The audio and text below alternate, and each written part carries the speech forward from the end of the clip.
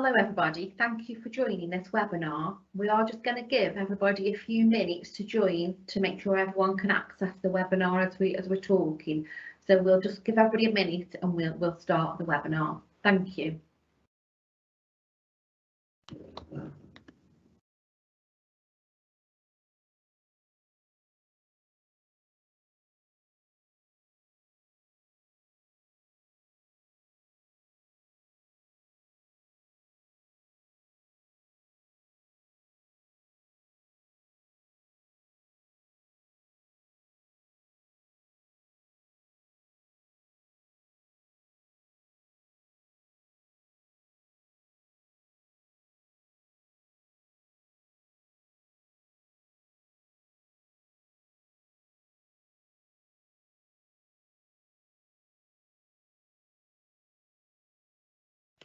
Right, good morning everybody. Thank you for joining us. We're just going to go and do some introductions so you know who we've got on the panel today. I'm Alex, I'm the Registered Manager for the Community Care and Support Service at Stoke-on-Trent City Council. I'm Julie, I'm a community care worker in training. And I'm Emma and I'm a community care worker in training. And I'm Katie, I'm Senior Recruitment Advisor from the Together We're Better service. Thank you, Katie. Right, so to start off, if we can just have the next slide, please, Kira. We just wanted to give everybody an overview of the service and the expectation that we're going to have of a community care worker, the times and dates that you're going to be expected to work, people that you're going to be supporting, where the office is and your inductions and ongoing support. So to start off with the overview of the service is a new service that we are slowly building for Stoke-on-Trent City Council, working in partnership with the NHS. It's going to be a domiciliary care service and we are registered with CQC and we will be delivering care and support to people in their own homes. The expectations of a community care worker, Kira, if you just want to go to the next slide, thank you. There we go. The expectations of a community care worker, obviously really important that you want to care for people, that you want to make a difference to people's lives. You know, we've got the 6 C's that we try and follow in adult social care, and we ask for people to want to care for people, you know, and to make a difference and deliver individualised, person-centred care. We want you to have compassion. We want you to really want to empathise with people, understand the difficulties that they might be going through and show kindness to them. And obviously you've got to be, you know, competent.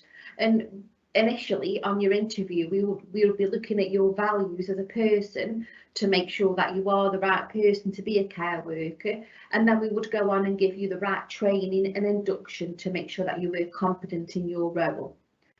Communication, really important that you've got good communication skills. You know, you're going to have to speak to people who might not be able to communicate very well, and you've also got to share information with your team, so it's good that you've got them communication skills.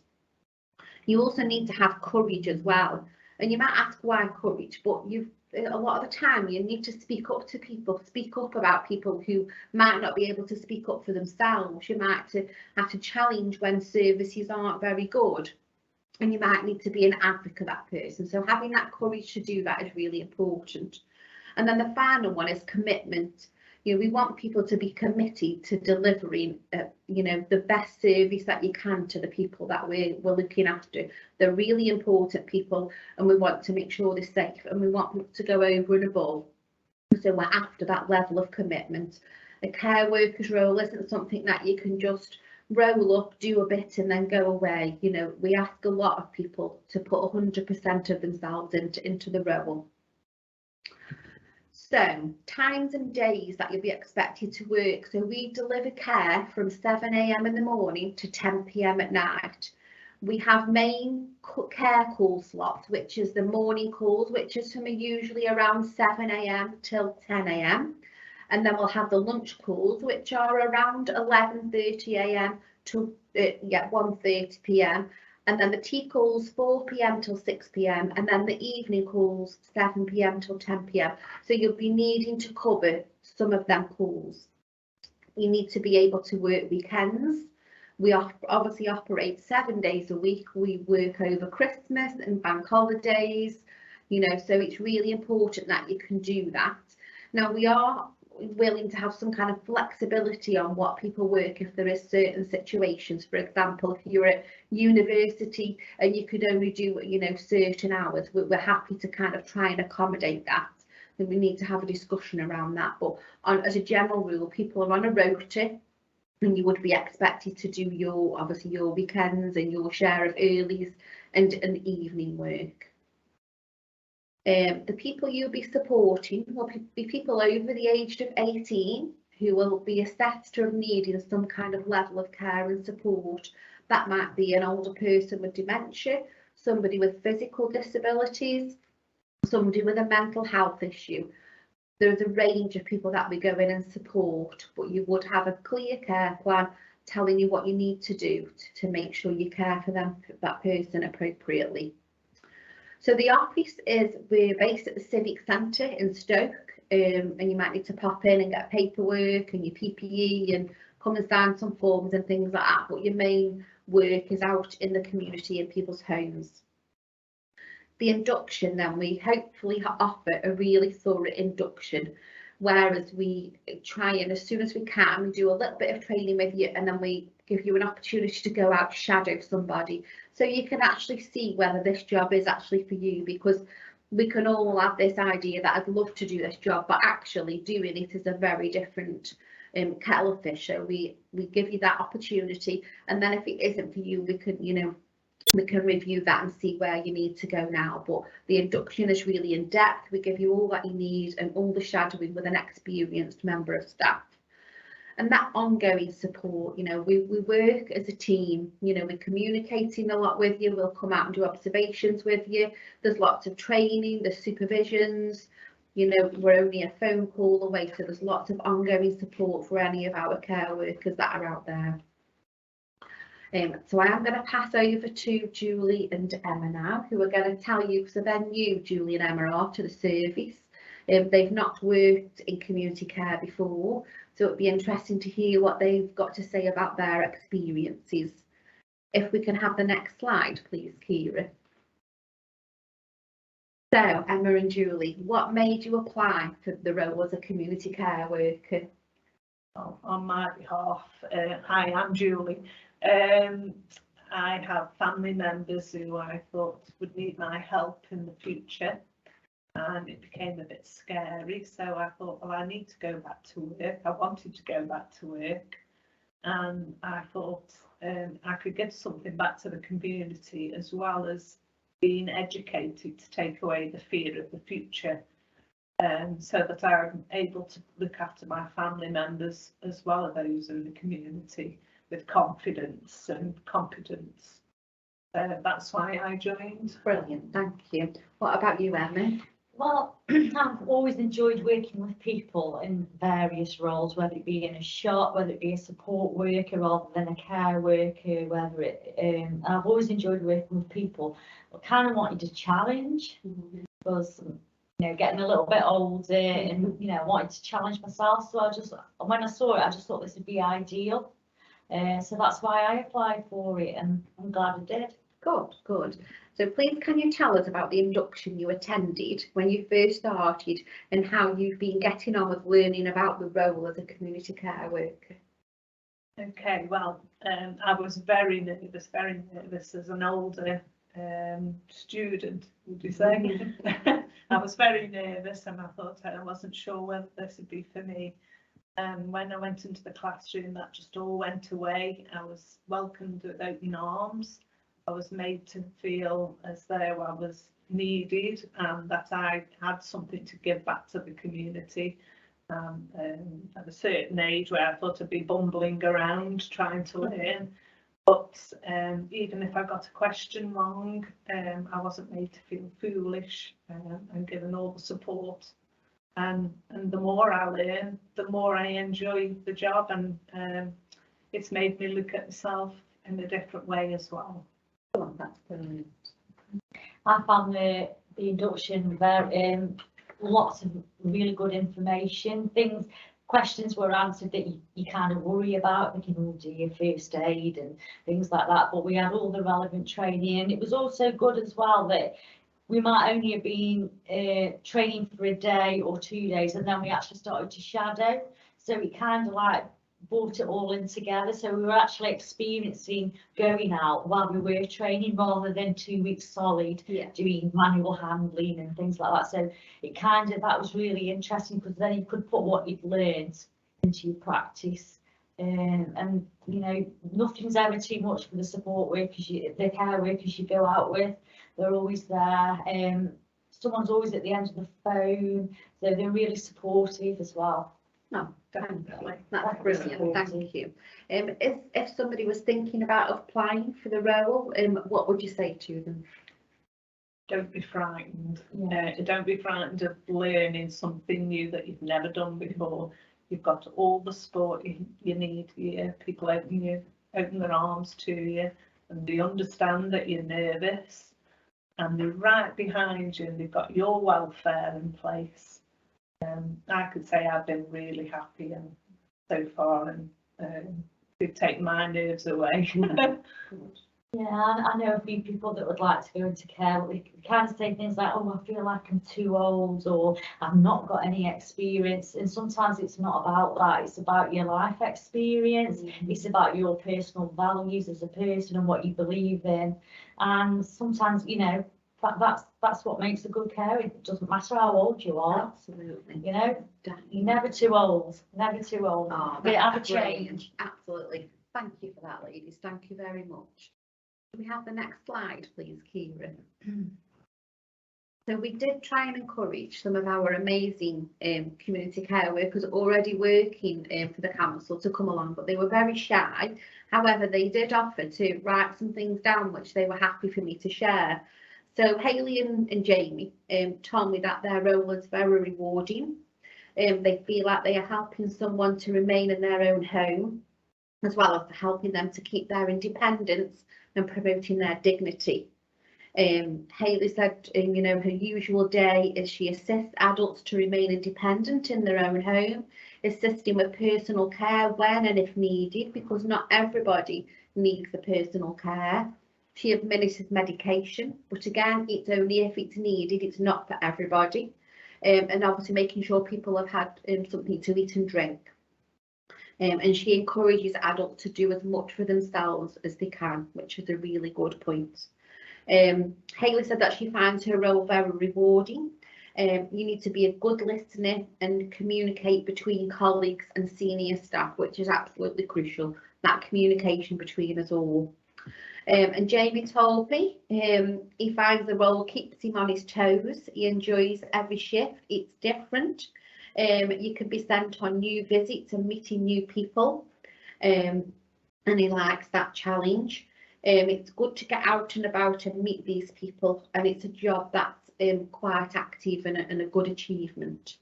He finds that he wakes up early because Jamie works mornings. He wakes up early, and obviously now he has to do his lateral flow test every day before he comes to work, because we need to make sure we're not giving our vulnerable people COVID as much as we can. And then he's finding his calls, visiting the property, carrying out personal care, the medication, prompting with meals and assisting. And he says you've got to be ready to adapt. Something may occur and your rota changes quite quickly and unexpectedly, and you've got to be prepared to deal with that. He's saying that you need to be a kind and calm person, as some people you visit can be quite challenging, and we are dealing with people that have got a variety of needs, so we have to be prepared for that. And he says you need to be compassionate and understanding to help these people that may have some challenges when problems arise. So that's a good summary from Hayley and Jamie of what they're kind of dealing with out in the community every day. Next slide, please, Kira. So this is over to me now for the recruitment aspect. So I'm going to cover a few different points here. So the first one is, how can people apply for our community care worker role? So our advert is live on NHS Jobs, which is our predominant portal that we recruit from. So I can send you the link if you are interested in applying of where to find the advert and the application form as well. And then I've just noted a few points that are really salient for people completing their application forms. So I just wanted to say, when we do receive the application forms, we examine them in terms of looking for your suitability for the role. However, we're not looking for any specific work experience. Our key focus is on your values. So as Emma's just mentioned, if you feel like you've got the right compassion and the right attitude to want to care for people, that's what we're identifying more in application forms rather than work history. But points that you do need to cover in your application form, we're looking to cover the whole of the last 3 years when we start employment checks with you. So just make sure you're really comprehensive, covering the last 3 years of your work history. Further back if you can, but it's essential to cover the last 3 years. If you do have any gaps in your employment, this is absolutely fine, but just please note these on your application form and let us know why. The reason this is we do cover references over the last 3 years, and if there are any gaps, we just have to request a character reference rather than a work reference for this period. It's really important that you put down your national insurance number. This helps us when we're sending your details to our payroll team and on our recruitment team as well. You need to indicate your right to work status and details of any visa information that you may hold. Unfortunately for this role, we're not able to provide sponsorship for people that are looking for sponsorship. So upon the point of application, you do need to have valid eligibility to work in the UK. But the most important thing on this point is tell us why you want to work in care.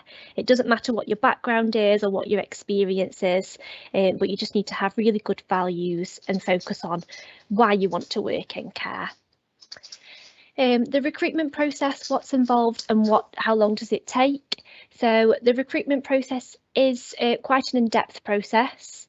So if we feel that you're suitable for the role, before you're even interviewed, we'd send you a landing page with some video information on there and some audio information on there. You'd have an informal conversation with Alex as part of that process as well, just to understand if the role is right for you and if we're right for you as well, just to balance that out. If we do feel like you're a good fit and vice versa, then we would invite you to a formal interview. They're usually held on Microsoft Teams, so it's a virtual interview, but we can accommodate face-to-face if you do have any needs or requirements for a face-to-face interview. And then the actual pre-employment checks consist of paperwork, evidencing ID and right to work, and also having a video call with you to check your ID over camera as well. As part of the onboarding process, we would process a DBS for you, which would be free of charge.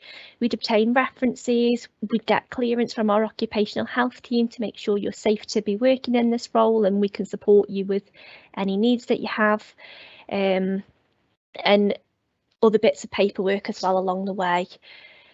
So how long does it take? It really does vary from person to person. Even a DBS check can take a couple of days or a couple of weeks, or sometimes a little bit longer than that. We will support you all along the way, but the more engaged you are with us as part of the recruitment process, generally the quicker the outcome will be for you. And then my final point to cover is how it works that you're employed by the NHS, but you work for Stoke-on-Trent City Council. So in terms of your terms and conditions, you'd be covered under the NHS terms and conditions. So that's points including pay, holiday allowance, benefits. So those would all be NHS points. So you'd be covered by our points there. However, you would be seconded to work for the council for 12 months. So in terms of your day-to-day line management, that would be from Alex or representatives from the council. We are working really closely together as part of this. We're partnering together to achieve this recruitment campaign. So if there are any issues or staff concerns, then we're working really closely to address those as we work through. That's it from me. Thank you. You can move on, Kira. So just finally, if anybody does have any questions, we've got a function on the right hand side for a Q&A session. I haven't seen anything come through there as of yet, but if you do have any questions, do feel free to pop them in there for me or Alex to answer, or Julie or Emma as well. And thank you.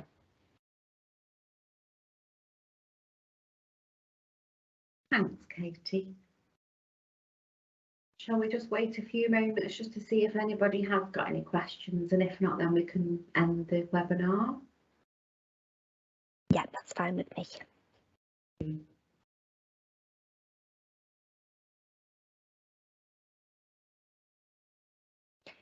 What I will do is pop down our email address in the announcements section. So if anybody does have any questions that comes to mind after the webinar, just drop us a message and we can always answer them at a later date for you.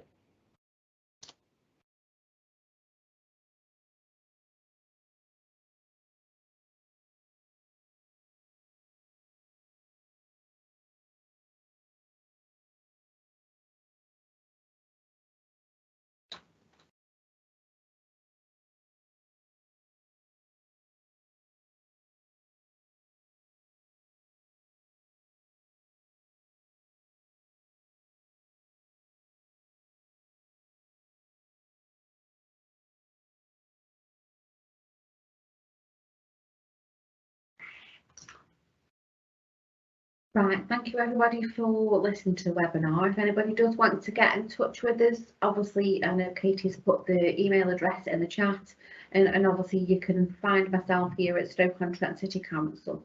Thank you for joining us, and hope to see you soon. Thank you, bye. Thank you, bye. Bye.